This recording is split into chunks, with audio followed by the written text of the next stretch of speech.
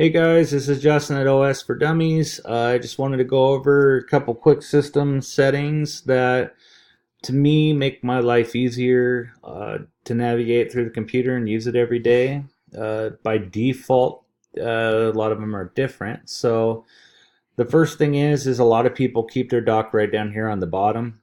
I don't like that. There's not much space vertically from here to there, not that much space. So that dock, that extra inch that dock takes up, to me is very precious. So what I like to do is I like to put my dock here on the left hand side. To do that, all you need to do is go to System Preferences, click on Dock, and right here you'll see where it says Position on Screen. I like to click it to the left. You could also set it to the right. So I set it over here to the left and it's right here for me. So now I have from here to here a whole lot more space to be able to see stuff on my computer. Another thing I do is I like to have the magnifying effect. So when I'm looking at icons, it kind of pops it up a little bigger, makes it a little easier for me to click on. So to do that, you just click magnification, which is usually off by default. Click magnification, and it magnifies the icons for you. Pretty simple. Another thing I like to do is there's a setting right here, minimize windows into application icon. I'll go ahead and turn this off and show you what happens when it's not on. Say I click Safari and I minimize it. It's going to add an icon right here. I don't really like that because the more stuff that I have open and the more stuff that I have minimized, the more clutter I get right here. I don't really like clutter, so what I'll do here is I'm going to go ahead and I'm going to close Safari, and I'm going to go here and I'm going to click minimize window into application icon. Now when I minimize, it's going to go right back in to the icon that it was at. A little tip here is if you ever want to know what icons, or not icons, what applications you have running, you're going to see this little dot right here. This little dot tells you that it's on and it's running. Alright, so that's that for the dock. Now, another setting I like to have is mouse, or pardon me, not mouse. I'm going to go to my trackpad. This works the same on the mouse too. By default, the scrolling direction is set to natural. Now, if I go to Safari, let's say I Google kittens. To scroll, when I slide down, the screen will go up, and when I slide my fingers up on the trackpad, the screen will go down. I don't really like that. So, pardon. I'm going to go ahead and I'm going to turn this off, and now it's going to be the exact opposite. So when I scroll my fingers up, the screen scrolls down, and when I scroll my fingers down, the screen goes up. And I like that a heck of a lot better. Might just be me, my brain works opposite. You might find it, easier for you to have it the other way. It's completely up to you. And so I'm going to go ahead and I'm going to quit Safari.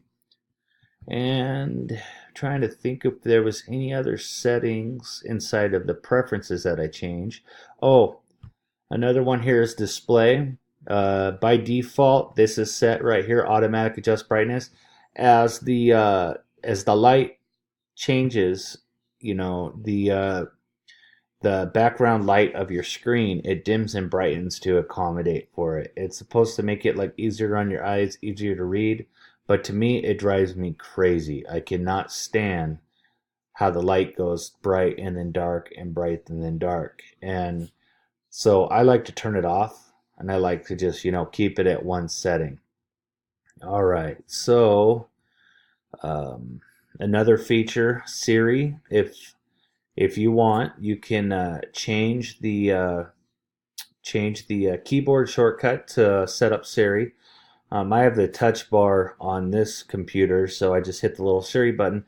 But for Siri right now, you hold down you hold down the command and you hold down the space bar button, and it'll pull Siri up. If you want to set it to something else, it gives you some options here. Hold Option and then space, hold Function and then space, and then if you want to customize and create your own, you can actually click which one you would like to do. Alright, so I'm trying to see if I had any other settings that I wanted to share with you guys. Not too many. Another thing that's nice to nice to set is if you go to your security and privacy, there's this little setting right here: allow apps downloaded from. Some computers have it set to the App Store, so that basically says that any app that you download, if it comes from the App Store, it will launch. If it doesn't come from the App Store, the security won't let you open the app up. So a good setting to have it as, and let me log in. Oop. Good setting to have here is have it set to App Store and identifying developers. Now what happens is it's still going to prompt you sometimes. Actually, it's not going to let you open it. It's going to tell you to go into your security and approve for it to go for it to load. So let's see, I'll show you. Let's see, I'll download Onyx for Mac. I know that one does it. So let's see here. Go ahead and give it a search. We'll go ahead and download it. Come on, come on. For some reason my internet's slow today. We'll download it. Let it download real quick. And of course it's taking its sweet time.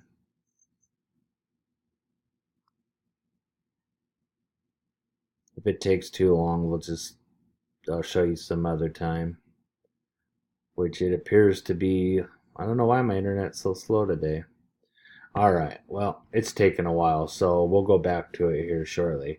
But anyway, like I said, if you download a program from the internet and you go to fire it up and it says cannot open and it gives you a pop-up, what you're going to want to do to get around that is you're going to go to System Preferences, you're going to click on Security, and then you're going to see right here, and it's going to say, it's going to show the name of the application you're trying to open, and you're going to see where it says Open Anyway. Make sure that what you're trying to open, you know what you're opening. Make sure it's not a virus. Make sure that you're comfortable opening it. And if you know what it is, then you're going to go ahead. It's going to give you an option. It's going to say Open Anyway. Go ahead and click that, and it'll open it up for you. Couple programs that I like to use. Let's see. One of the first ones that I highly recommend is Bitdefender. And a lot of people say that it's a Mac. It doesn't get viruses. Nobody makes viruses for it. It's totally secure. You don't need a virus or an antivirus program. Don't worry about it. About 5 years ago, that used to be true. But now, I highly recommend using an antivirus program. Bitdefender is really good. It doesn't slow down your computer. It's not super heavy. I think if I remember right, it was only about $20 for an entire year, and it protects your Mac. And there has been a couple situations where if I wouldn't have had it, I would have downloaded a virus, and a pop-up popped up, said, "Whoa, you got a virus," and it automatically deleted it, got rid of the problem, and before I really even knew what was going on, the virus was already deleted off my computer. So, Bitdefender is definitely one I recommend. So let's see, that Onyx finally downloaded, so we're going to go back to that one real quick. So I'm going to go ahead and put Onyx in my applications here, and it's going to go ahead and transfer that, and then I'm going to pull up my launch pad and I'm going to click Onyx. If I can find it. Where did I put it? Where did I put it? Where did I put it? Onyx, there it is right there. I'm going to click it.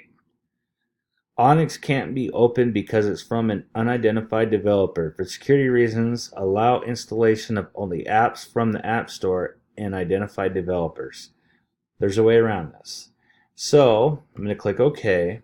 This is where I'm going to go here. I'm going to go back in my preferences.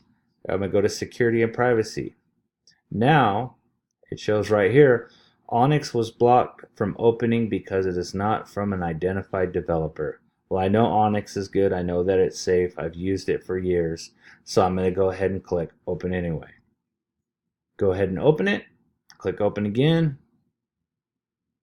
And it's going to go ahead and fire it up. And there it is right there. And it says, I need to allow Onyx to control my Mac. I got to go through a couple other settings to set that up. I'm not going to go ahead and worry about that right now. The main purpose of me showing you this was making sure that when you first initially set up your settings, you have Open App Store and Identified Developer set. All right. So I'm going to go ahead and shut off Safari here, get rid of Bitdefender, and that's pretty much it, guys. I can't really think of any other settings at the moment that I do. You can do your basic change your desktop, change your screensaver here, and yeah. So that's pretty much it on that. Just a few quick little settings to make your Mac, to me, a little better to start off with. Oh, another setting I like is system preferences, and then general, and I like to click right. Let's see, which one was that? Use dark menu bar and dock. See how right here it's gray and not transparent? If you click this, it turns it to black, or not black, but a little darker, like a dark blue. And I like the way that looks better. That's just aesthetics though. So yeah, guys, so there's a quick little deal on how I like to have my settings on my Mac. So there's a lot more, and if you guys are interested, I can definitely show that to you guys in a later video. Thanks very much, guys. Like I said, this is a new channel, and if you guys are interested in any videos, any how-tos on a specific subject, go ahead and send me an email at os4dummies@gmail.com, and that's os the number 4 dummies@gmail.com. Let me know what you'd like to see, and I'll get a video going for you. Thanks, guys. Have a good day.